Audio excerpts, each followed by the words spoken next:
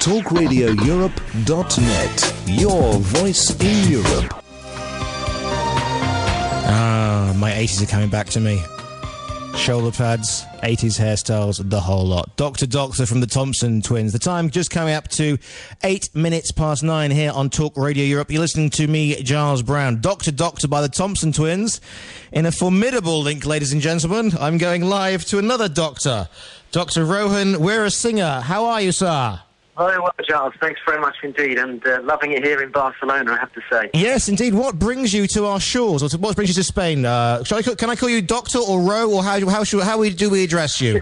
Call me Ro. That's good. I like that. It's informal and it's relaxed. Okay. Yeah. Good question. Good question, Giles. We, myself, my fiancée, and my 3-year-old daughter, literally upped and left the UK last year, and we've been travelling since then. So we've been in Denmark, Sweden.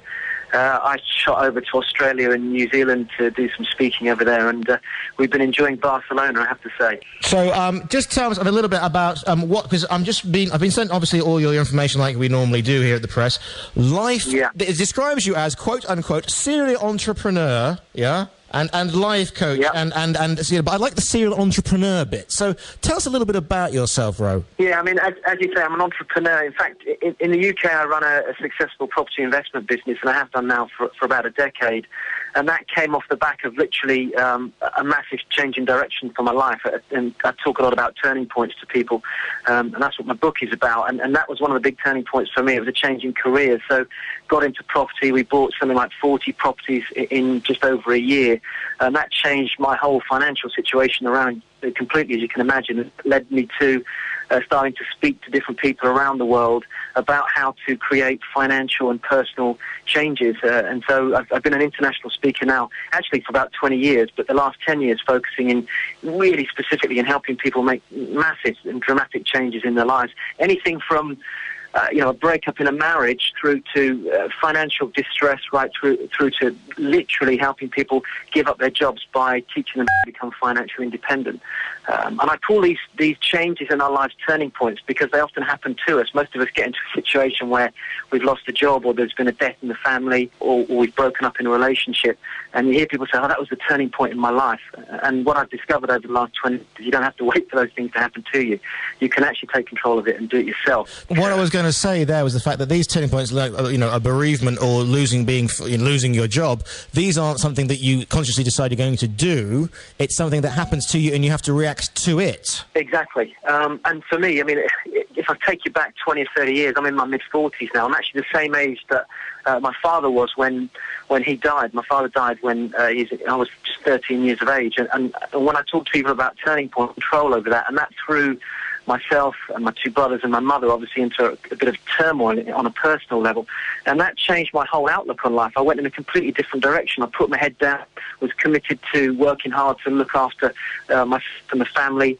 Then a little bit later down the line, my mum got cancer, my stepfather had a double heart attack. I then ended up married and then divorced, and a lot of things happened to us. And what I found over the years was that actually, unless you take control of how you react to those things, often people end up on a completely different track. I've met people that have lost parents or have gone through divorce, and now their lives, as they quote-unquote to me, are really shitty and they feel terrible, whereas other people have turned them in a very positive direction. What I've managed to do, Giles, is literally develop a system whereby if people can stop and just breathe for a minute in this crazy world that we're in right now, especially with the recession and everything else, you can literally evaluate a situation and steer yourself through it in a positive way. And I know that might sound a bit cliche, but rather than saying, bloody hell, you don't understand, these are my circumstances, and then being thrown around like a ship on the ocean. So you're right, things do happen to us, but the system that we've developed with the turning point is saying, okay, you don't have to wait to just let it steer you in another direction. You can steer yourself in a different direction.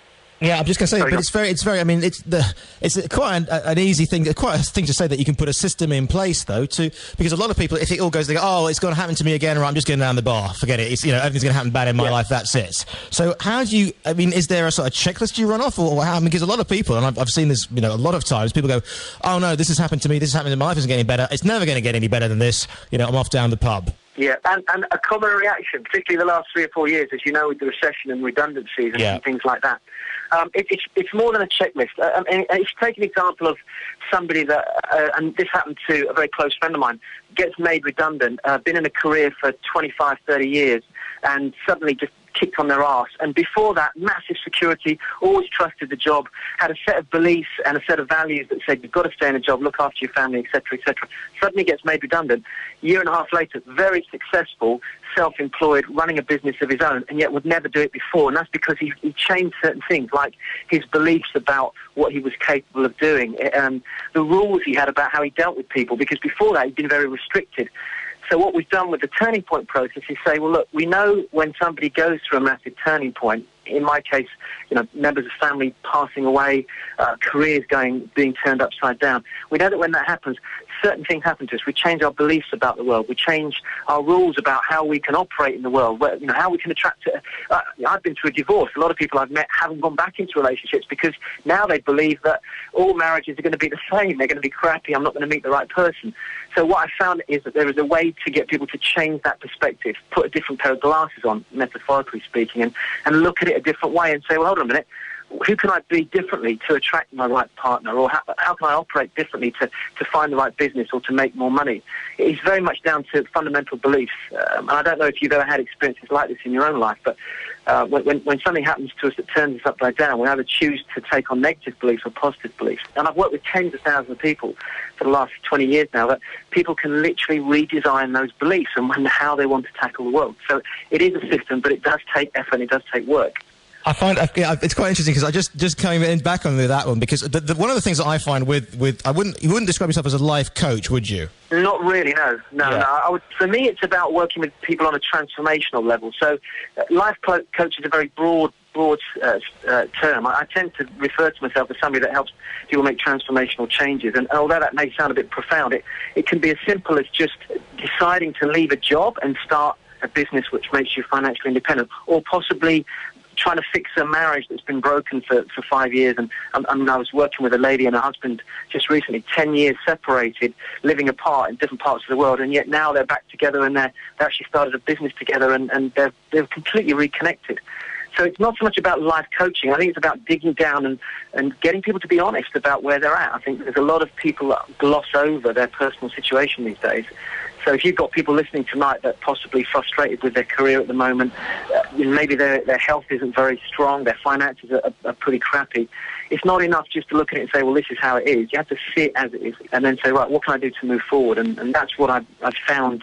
We found a system that we've developed over the last 5-10 years that works very, very well. It's very effective. I mean, it literally works with everybody we work with, actually. What I'm liking here is I'm not hearing many buzzwords, because one of the things, the bane of my life, is you hear things saying, we've got to look at the bigger picture. The reason I say life coach is because you said about have I ever been, I famously once went to do an interview with a very well-known life coach in London, and I thought I was going to do a 5-minute interview with her, and she said, no, I'd like to do a complete session on you. So I sat down with her and I said, are you really sure you want this? So she said, yes. So I gave her my whole story, and she sat there in, with her perfect twin set and pearls and the whole thing in her place in Swiss Cottage. And after, she said, that was very interesting, but can I give you a piece of advice? And I said, yes. She said, I really think you should come and see me in your own time. So I know. I just want to say one thing, actually, and I totally agree with you. The brand that I have is called The Bald Truth. It's nice to be talking to a fellow baldy, by the way. And the reason I came up with the name of the brand is because my message for the last 10 years has been very direct with people. I think you've got to look down the barrel and see it for what it is. Let's not use BS. If you're in a dark situation, things aren't good, and your life is feeling pretty crappy right now, and there's something not right, let's be honest about it and not fluff around, and get the clarity on where you're at. Find out who the issue is with. Is it with you or somebody else? And break it apart and look at it face on. I totally agree. There's no space in this world now for fluffiness. Life's too short. We've got to move forward. And especially when you lose people in your life, you realise just how valuable time is. Talking about lack of fluffiness, tell me about the Brazilian Jiu-Jitsu champion then. Yeah, that's a very good friend of mine, Corey Donoghue. He, long story short, this is a guy that grew up, parents split up, father left, on his own time, worked incredibly hard to train towards becoming a footballer, became a professional footballer, then chose a turning point was that he didn't like the lifestyle. Lots of money, but was being forced to do loads of different things with his career and didn't want to do that. Left that, ended up broke homeless on the streets of London, got to the point where he was just about to jump off a bridge and commit suicide. This is a story short. And then he and I crossed paths, and just through the Turning Point process, literally turned his life around. He was an amazing guy. Now, in the last 10 years, he's gone on to become a Brazilian Jiu-Jitsu gold medalist, actually, last year in the UK. And amazing story, inspirational. So we bring him into our seminars. He works with kids from all backgrounds, from really broken backgrounds as well. And he's a great messenger for the world. We need more people like him. He's a great individual. I mean, do you think that people say it's a mental block? I can't do this. You know, is that perhaps the biggest, getting rid of the ego, perhaps? Yeah, you're absolutely right, Giles. And often it's not even that they think they can't do it. They believe it because somebody's told them from parenthood. A lady that we had at our last seminar that we ran last year, she'd had abusive parents, both of them physically and emotionally abusive. She was a young girl, and she had taken on all those beliefs. So, you know, it took 2 or 3 days of intensively working with her with a group of other people, and she broke those beliefs. So you're right. I think a lot of it is conditioning. We hear a lot of stuff in the media that sometimes makes people believe that to a point where they change their lives around it. So I'm a big believer in saying to people, what do you want? What do you truly want to believe about yourself? And let's shape that up in a different way. It may sound a little bit almost too good to be true, but it takes a big emotional jolt to go through it. And I say to people, why wait for your husband to leave you, your wife to leave you, to lose your job, or your finances to get crappy, or something to happen to you? Why don't you start to plan now and change the direction instead of making the world change the direction for you? So presumably you're doing workshops all over the place, and are you doing some stuff in Spain as well, or is it the UK based, or whereabouts are you? Mainly in the UK at the moment, Giles. We've had an opportunity. I did one in Australia last year, and I've been talking to people over here in Spain at the moment. That must have been fun in Australia, because they're notoriously blunt, aren't they? Let's face it. They're actually very direct, and they don't mind speaking. Here in the UK, Spanish are great. They're very physical in their nature to communicate. The English, you have to get a bit of a sledgehammer out to open them up. The Aussies, they give you the sledgehammer and say, just hit me where you want to hit me. But it's been a lot of fun. Yeah, the next one's coming up in June, and we had some great successes last year. So it's called the Turning Point. And we're actually doing a survey at the moment, Giles, on a UK basis, but we're opening up to Europe as well. So if any of your listeners want to get involved, maybe if you're okay for me to give an email address before we finish. But we're offering a free place on the seminar. So if there's anybody listening tonight that has had experience of Turning Point, or had can see one coming up in the distance, maybe they're genuinely listening to this and they're thinking, I just realised I do know that my relationship's not in a good place, or my career's, I'm fed up with it, I want to go in a different direction. If you've had any experiences or want to learn a bit more about turning points, or you want to share with us what your turning points are, our survey is going to do a study across the whole of the UK to find out where people really do want to make personal turning points in their lives, and how they want to get control of it. Because I don't know how you feel about this, but we've seen the recession really knock people for six, and a lot of people want to just take back control of their lives. They don't feel like they've got much control of it at the moment. Well, I think a lot of people, don't you think that if what used to be a certainty, i.e. a job from cradle to grave, is now gone, and people just basically think, right, now, dust yourself down, now what on earth do I do? Exactly. And people, I'm meeting more people sticking with their jobs even though they're unhappy, because they're afraid that they can't find another job anywhere else. And if they stick their nose out, their boss finds out and they're sacked anyway. So it's a very vulnerable time for a lot of people. And what we found is that the stress from the financial situation of the career has been coming. So last year we had a lot of people coming in with relationship issues. Not that they didn't love each other, it's just that the stress of the career. One person's lost their job. There's pressure on the children now because the children aren't seeing the parents as much. They're working longer hours. There's a lot of cracks forming, and this is a chance for people to just take a check, take a look inside, talk to each other and say, right, what do we want to do next? How do we want to live our lives? And in a way, that's what we did on our personal level. I came over to Spain because I made a choice to make a turning point. Sold everything we had in England. I mean, literally everything. House, all belongings. Said, right, new turning point. We're going to go on a bit of travelling for a couple of years and just enjoy the world and let my daughter have some fun as well while we're doing it. Well, if you're going to end up anywhere around the world, Barcelona's not a bad place to be at the moment. Let's face it. It's not one of the worst. It's better than Brixton, as I used to say when they say about why are you in Marbella. So if people want to get in touch with you and find out a little bit more, there is a book, I presume.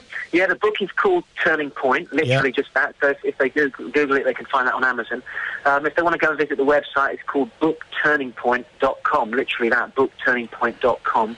And if anybody's listening to this that have got a turning point that they're going through right now, if they want to email us, we'll put their name into a drawer to come for free. And people pay £700 to come and spend those 3 days with us. It's inquiries at rohanlive.com. That's my website, Rohan, ROHANLIVE.com. So it's inquiries at rohanlive.com, and we'd be happy to help. And there's an event in London on the 19th of May as well, isn't there? There's a one-day workshop in May on the 19th of May, and if they want to come for the full 3 intensive days, that's in June. And what I say to people, I'll guarantee you, if you come, you will absolutely have a complete shift wherever you are right now in your life. The reason I'm talking about the London one is because it's www.thebaldtruth.co.uk, and obviously, as I said, being follically challenged like yourself. It leaps from the page at me, Dr. Rowe. I can assure you. The bald truth. That's right, Baldy. Yeah, it's true. Yeah, I'm enjoying my baldness. I think we should embrace it. But we'll talk about this off air anyway. But listen, thanks very much for taking the time out enjoy Barcelona. It's a pleasure. Come back to us if you make it down here. Pop in and see us at the studio. Obviously, I will keep tabs on this one, Dr. Rowe, because it sounds like an excellent one. And wishing you all the best. So the website is just give me the website again, please. Yeah, I'll give you two, www.thebaldtruth.co.uk, and the other one is bookturningpoint.com. That's bookturningpoint.com. Dr. Rohan Weerasinghe, thanks very much for taking the time out to us this Friday evening, and speak to you soon. Thanks, Giles. Really appreciate it. Thank you. Bye. Giles Brown. Me, Giles Brown, listening to me, Giles Brown, saying it's me, Giles Brown at the time. Sorry, just have a quick off-air chat there with Dr. Rowe. And it's the website, it's www.thebaldtruth.co.uk. He's calling me a fellow baldy. Harsh, but fair.